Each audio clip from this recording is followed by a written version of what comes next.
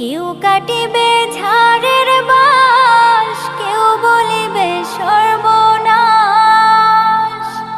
কেউ বা আবার করবে গরম পানি।